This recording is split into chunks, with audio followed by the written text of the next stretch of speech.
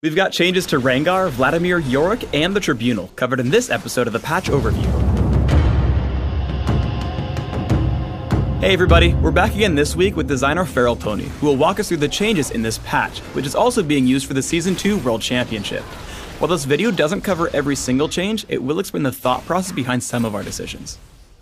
Let's start with Rengar. He's one of the newest champions to the league, but he came out a little bit weaker than we had hoped. What are we doing this patch to give him more of that predatory punch? Rengar wasn't quite the ultimate predator we wanted to be, so we're beefing up his chasing and ambushing potential. So we're making a couple of quality of life improvements to Unseen Predator that should make him a little bit easier to use the skill effectively. Leaping between targets from Brush should now be a lot smoother, and Rengar will now automatically attack any champion he's pounced on.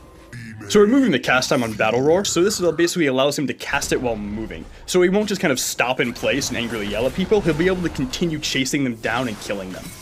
So there are two main reasons why we made Thrill the Hunt faster. One is this is often his initiation move, we really want him to kind of excel at this. The other one is, again, hunting people down. If there's a straggler, we really want to be able to kind of go into stealth mode and actually catch and kill that person. Overall, this should make Rengar way more awesome and really fulfill that ultimate predator fantasy. The Vladimir changes are always a bit controversial, but we have some changes in store for him this patch. What are we doing to the Crimson Reaper? So in the previous patch, we reduced the health cost of Tides of Blood, and now players are basically able to keep it up at max stacks, which is effectively doubling the damage of the spell from previously. So as a result of this, a lot of Vladimir players are now stacking Magic Pen, and basically just wrecking teamfights in the middle of the game. I really want him to be sort of this late game AP carry, but right now, because of the Tides of Blood change, he's just peaking too early. So to compensate for the reduced risk involved in stacking Tides of Blood, we're going to be pulling back the damage on the higher ranks of the skill. This should soften some of that mid-game punch, but still allow Vladimir to do really impressive damage late game after he builds some AP. Ziggs is getting an interesting change to his Satchel Charge ability. Take us through it.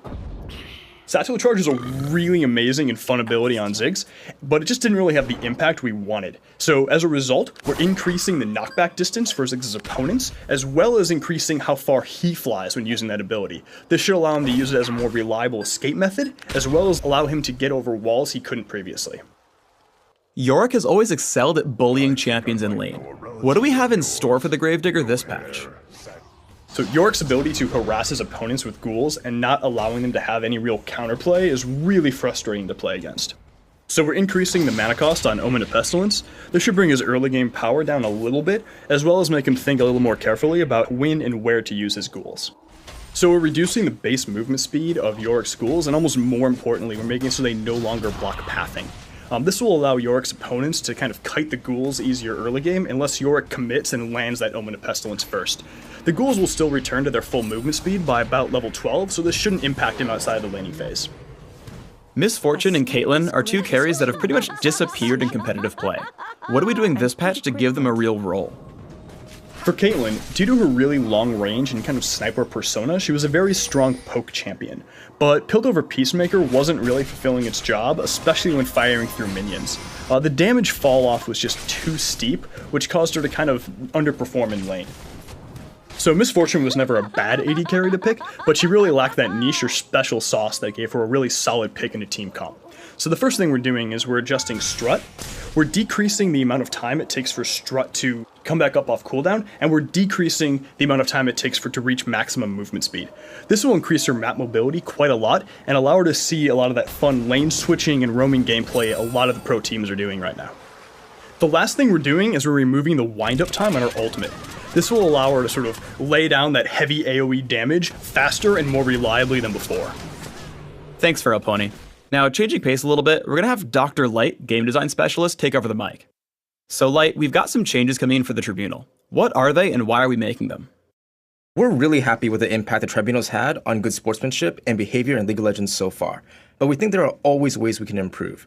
This past summer, we experimented with reform cards, which gave punished users much more feedback as to why the community voted to punish them. However, we want to extend this additional feedback to Tribunal voters as well, and we're adding 2 new features to honor their contributions to our community.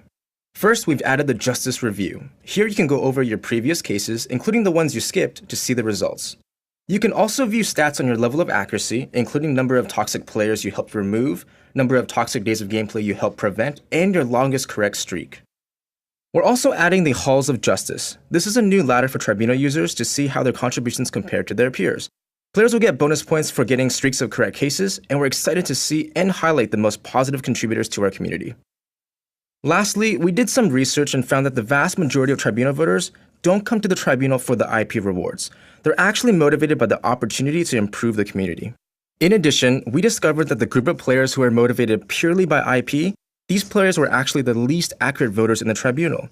In light of this evidence, we've decided to run a large-scale experiment to replace IP rewards with these two new features.